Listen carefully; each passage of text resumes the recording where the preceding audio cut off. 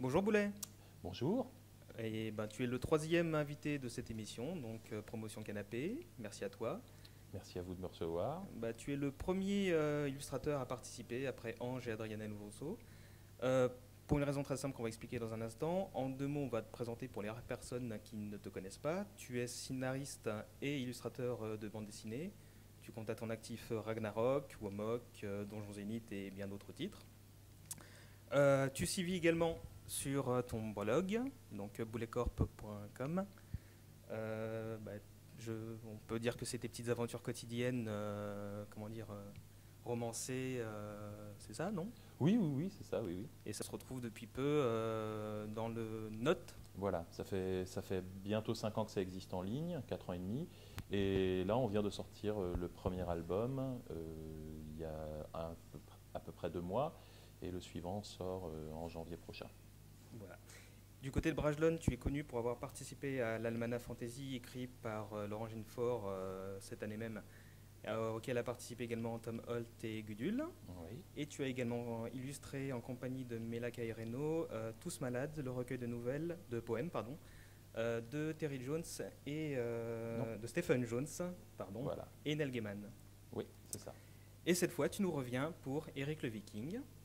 Peux-tu présenter le bouquin qui n'apparaît pas dans le cadre? Le voilà. Voilà. Donc Eric le Viking, bah, c'est un roman jeunesse de Terry Jones, donc un membre éminent des Monty Python. Mhm. Euh, Habituellement, c'est les auteurs qui présentent leurs bouquins. Toi, tu as, donc, comme j'ai dit tout à l'heure, illustré la chose. Peux-tu nous expliquer en fait qu'est-ce qui t'a amené sur ce projet? Alors, ce qui m'a amené sur le projet, c'est que Alain Névan m'a téléphoné un jour en me disant Gilles, j'ai une proposition que tu ne peux pas refuser. Donc, la dernière fois qu'il m'avait dit ça, ça concernait Tous Malades, le bouquin avec donc Terry Pratchett, entre autres, Neil Gaiman, etc. Donc, quand il m'a dit ça, je me suis dit bon, c'est effectivement un projet que je ne dois pas pouvoir refuser. Donc, je lui ai dit oui avant même de savoir ce que c'était. Et il m'a dit tu vas illustrer Eric le Viking de Terry Jones. Donc moi c'était un de mes films emblématiques quand j'étais adolescent. Je l'avais vu en vidéo environ, je sais pas, 200 fois. Et donc évidemment j'ai tout de suite sauté sur l'occasion. Donc ouais, j'ai oublié de le préciser, mais Terry Jones a lui-même adapté donc son roman en film, et donc visiblement c'est comme ça que tu es tombé dedans, entre Mhm. guillemets. Euh, Comment s'est déroulée la conception des illustrations? Est-ce qu'on t'a donné des directives particulières? Est-ce qu'on t'a demandé d'illustrer telle ou telle scène, ou c'est toi qui as choisi? Non, là pour le coup c'est moi qui ai choisi. On était parti, ça a été le fruit d'une discussion avec David et Alain, où on s'est dit comment on va faire, est-ce qu'on fait en noir et blanc, couleur. Ils m'ont envoyé le texte traduit, je l'ai lu, ça changeait énormément du film qui était sur un ton beaucoup plus humoristique alors que le livre a un ton plus aventure. Et voilà, et ils m'ont demandé comment tu le vois. Donc on est parti sur la base d'une dizaine d'illustrations en couleur et de rajouter des illustrations en noir et blanc. Après, c'était à moi de choisir les moments clés. Donc j'ai essayé de choisir des moments clés qui étaient des moments plus du livre et moins du film, de ne pas retomber sur les scènes ultra connues qui auraient souffert de la comparaison avec ce qu'on avait pu voir au cinéma. D'accord.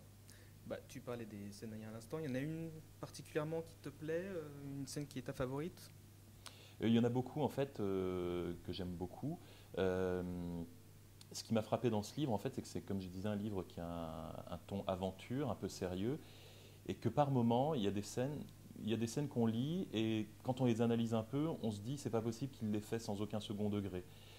Donc la scène que j'ai illustrée, où on voit un des Vikings qui est le plus gros, le plus costaud, qui s'appelle Ragnar Barbe Fourchue, donc vraiment le barbare sanguinaire tel qu'on l'imagine, se retrouve dans une vallée où toutes les plantes parlent, et il se met à discuter avec une pâquerette. Et cette confrontation comme ça entre un énorme viking qui parle à une toute petite pâquerette, je me suis dit c'est pas possible qu'il ait pas réfléchi au grotesque de la scène en l'écrivant. Et donc c'est ce genre de scène que j'ai privilégié, c'est-à-dire trouver les scènes où le fond était drôle et les mettre en image. Si tu avais en face de toi Terry Jones, peut-être que ça arrivera un jour, Mhm. tu aimerais lui dire quelque chose de particulier par rapport au livre, à ta collaboration dessus? Oh, par rapport au livre, je sais pas. Je pense que je lui demanderais de faire un film et de m'engager comme figurant, juste pour pouvoir frimer auprès de tous mes amis, après dire je suis presque un Monty Python. Non, mais je pense que, comme tout le monde, si je rencontrais Terry Jones, je pense que je balbutierais, je transpirerais beaucoup, je deviendrais tout rouge et je lui dirais, j'aime beaucoup ce que vous faites. D'accord. Pour en revenir un petit peu à tes propres projets, tu as des travaux en cours?